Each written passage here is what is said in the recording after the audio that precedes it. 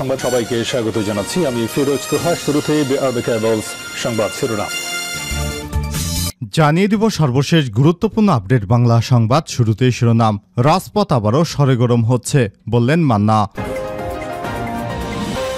এরপর জানিয়ে দিব সরকারের নির্দেশেই বিএনপি নেতাদের উপর আক্রমণ করা হচ্ছে, অভিযোগ করলেন বিএনপির সিনিয়র যুগ্ম মহাসচিব অ্যাডভোকেট রুহুল কবির রিজভী।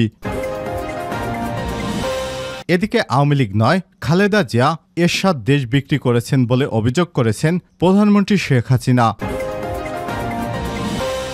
জানিয়ে দিব আওয়ামী লীগ কখনোই অগণতান্ত্রিক উপায়ে ক্ষমতায় যায়নি, বললেন কাদের।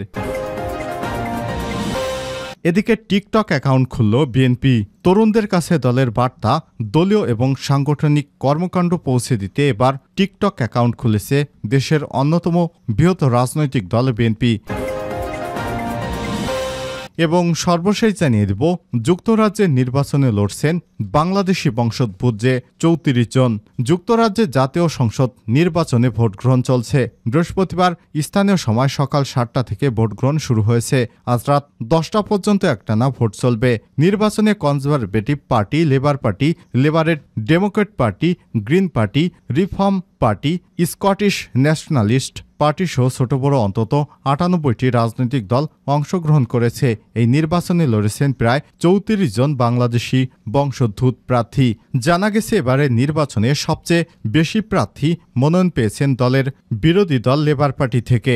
এ দল থেকে মনোনয়ন পেয়েছে দেশটির সর্বোচ্চ 8 জন প্রার্থী। ওয়ার্কার্স পার্টি থেকে দ্বিতীয় সর্বোচ্চ মনোনয়ন পেয়েছেন 6 জন, গ্রিন পার্টি থেকে পেয়েছেন 3 জন, ক্ষমতাসীন কনজারভেটিভ পার্টি থেকে পেয়েছেন মাত্র 2 জন, রিফর্ম পার্টি এবং লেবারের ডেমোক্রেট পার্টি ও স্কটিশ ন্যাশনালিস্ট ও সোশ্যালিস্ট পার্টি থেকে 1 জন করে মনোনয়ন পেয়েছেন বাংলাদেশিরা। এছাড়াও স্বতন্ত্র প্রার্থী রয়েছে অন্তত 11 জন। প্রিয় দর্শক, এতক্ষণ শুনছিলেন সংবাদ শিরোনাম, এবারে বিস্তারিত।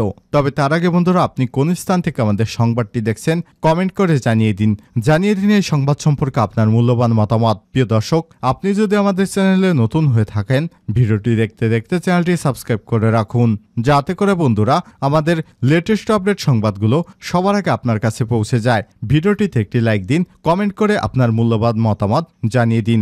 এই চ্যানেলে আপনি যদি নতুন হয়ে থাকেন, ভিডিওটি দেখতে দেখতে চ্যানেলটি সাবস্ক্রাইব করে রাখুন। রাজপথ আবার সরেগরম হচ্ছে মান্না।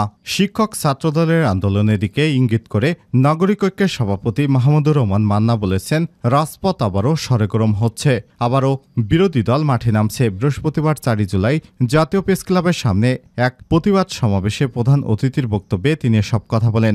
8ম সংসদে বিরোধী দলের প্রধান হুইপ জয়নুল আবেদিন ফারুকের উপর সংসদ ভবনের প্রাঙ্গণে পুলিশ হামলায় 14 বছরের দোষীদের বিচার না হওয়ার প্রতিবাদে জিয়াউর রহমান সমাজ কল্যাণ ফোরামের উদ্যোগে এই সমাবেশ অনুষ্ঠিত হয়। প্রতিবাদ সমাবেশে জয়নুল আবেদিন ফারুক উপস্থিত থাকলেও কোনো বক্তব্য দেননি।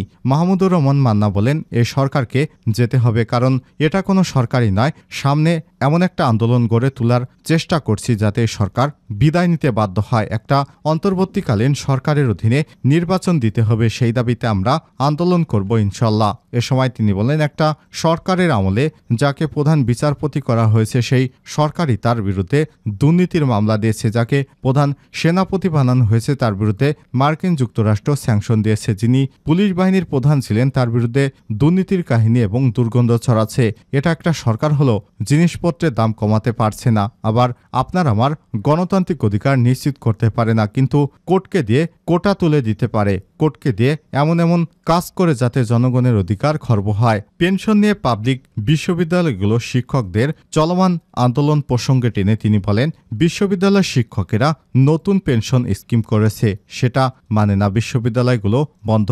কোন মন্ত্রী কোনো কথা বলছে না। পত্রিকায় দেখলাম আজকে নাকি সেতুমন্ত্রী ওবায়দুল কাদের সাধারণ সম্পাদক তাদের সঙ্গে বসবেন, কিন্তু পরে শুনলাম তা স্থগিত করা হয়েছে। কোটা বাতিল করবার পর গতকাল বুধবার মিছিল দেখেন, শিক্ষকদের ধর্মঘট দেখেন, রাজপথ আবার সরেগরম হচ্ছে। সম্প্রতি ভারতের সঙ্গে সম্পাদিত সমঝোতা স্মারকসমূহ প্রসঙ্গে মান্না বলেন, সরকার সামগ্রিকভাবে একটা চুক্তি নয়, কিন্তু এখন সমঝোতা স্মারক করা হয়, তার মানে বোঝানো হয় এটা চুক্তিতে করাবে। আমরা বলেছি এসব বাতিল করুন, অন্যথায় সরকারের পরিণতি খারাপ হবে, এক কথায়। এ সময় মান্না আরও বলেন, এই সরকার দেশের সার্বভৌম সার্বভৌমত্ব রক্ষা করতে পারে না, জিনিসপত্রের দাম কমাতে পারে না, জনগণের ভরণ পোষণ দিতে পারে না। এরা বেগম খালেদা জিয়াকে মুক্তি দেয় না, মানুষের উপর অত্যাচার নির্যাতন করে। এখন পর্যন্ত জয়নুল আবেদিন ফারুকের উপর হামলার বিচার করা হয়নি। এর বিরুদ্ধে আমাদের আন্দোলন চলবে ইনশাল্লাহ। সংগঠনের সভাপতি মঞ্জুর রহমান ভূঁইয়ার সভাপতিত্বে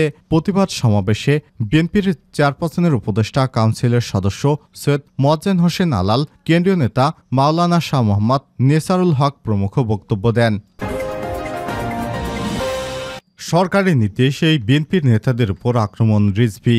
আওয়ামী লীগ একটি বর্বর সংগঠন বলে অভিহিত করেছেন বিএনপির সিনিয়র যুগ্ম মহাসচিব রুহুল কবির রিজভী।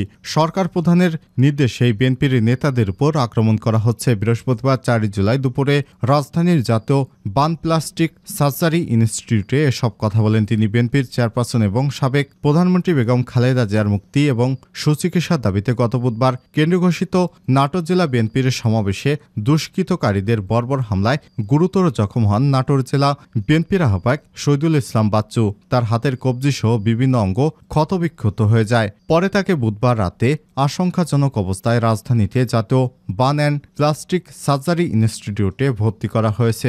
বৃহস্পতিবার দুপুরে তাকে দেখতে সেখানে যান রুহুল কবির রিজভী। পরে তিনি সাংবাদিকদের উদ্দেশ্যে এসব কথা বলেন। এ সময় বিএনপির কেন্দ্রীয় স্বাস্থ্য বিষয়ক সম্পাদক ডক্টর মোহাম্মদ রফিকুল ইসলামের উপস্থিত ছিলেন।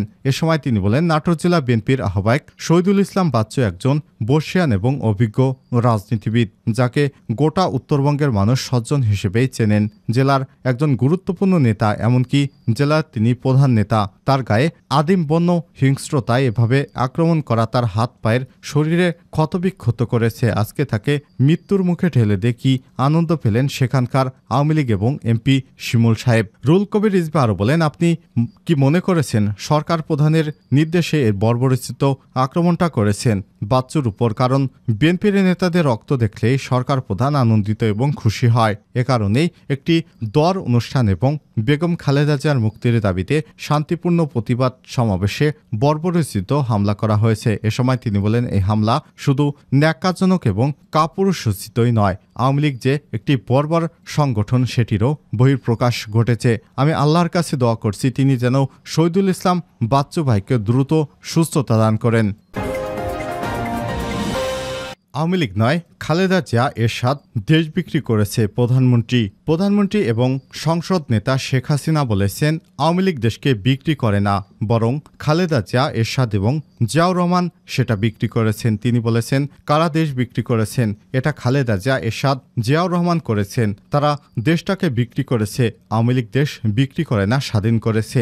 এই বিষয়ে তিনি এই আমলের বেশ কয়েকটা ঘটনার কথা উল্লেখ করেছেন, যার মধ্যে রয়েছে 2001 সালে সাধারণ নির্বাচনের আগে খালেদা জিয়া দ্বারা ভারতের কাছে বাংলাদেশের গ্যাস বিক্রির জন্য মুচলেকা প্রদান। প্রধানমন্ত্রী এবং সংসদ নেতা শেখ হাসিনা বুধবার 3 জুলাই দ্বাদশ জাতীয় সংসদ নির্বাচনের তৃতীয় এবং 2024-25 অর্থ বছরের বাজেট অধিবেশনের সমাপনী ভাষণে একথা বলেন।